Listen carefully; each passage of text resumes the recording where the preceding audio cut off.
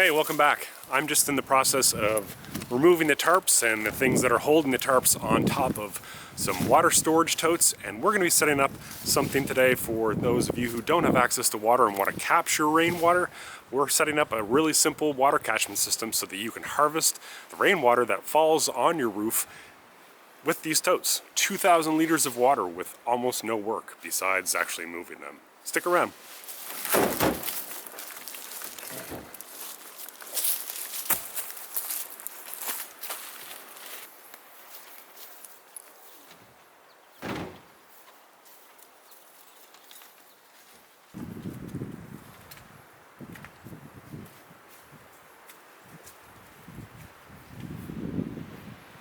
Okay, so we have done the most important hard part of the water catchment system, which is moving the water totes over from storage. A-Star continues to clean the totes up because they have some gunge from overwinter, and we're going to position them underneath where the rain falls from the roof of the house so that we can position the gutter so that it diverts the rain from the roof into the gutter that's sitting atop of the totes to collect the water. It's not complicated, but this way, last year, we got 2,000 liters of water in under a month. We collected it all in the spring, and we were using it throughout the season.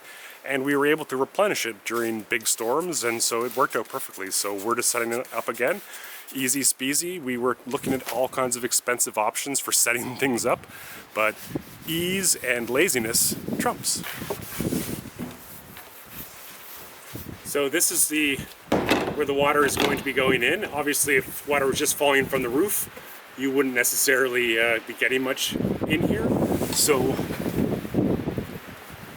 what we're going to do is help its chances by adding a gutter on top and using the log to make sure that the water moves in the direction that we want it to go in. But this is really it. It's not complicated. It's really simple when it gets down to it. The waterfall, you can see this is lined up. The furthest one has to come further away from the house. But this is going to be what it is. So I'll have one that'll be turned off. When a rainstorm is coming, I open this up, water comes into here. I wouldn't capture the first bit that is there because it's usually full of stuff. In the spring, especially with maples around, you get a lot of maple seeds. But this is the only thing this is how it works. I'll get one more bungee cord to sort of hold this one in place so it doesn't blow around. A lot of water coming off of the roof can make it move around a bit. But once it starts raining, we'll be able to finally position this. And the only other thing that we're going to do that's very important is put our tote covers over top so that the sun doesn't get to the water and make it go full of algae. So that'll protect it from the sun and will keep the water potable and usable all through the season. These water covers are great. I got them off of Amazon. They do a fabulous job of just blocking the sun.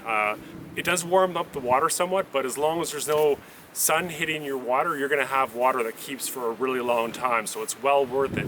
Instead of painting things or whatever, just get a good cover like this. Free water! Pure water, straight from the sky. We saved it in our totes that we set up yesterday.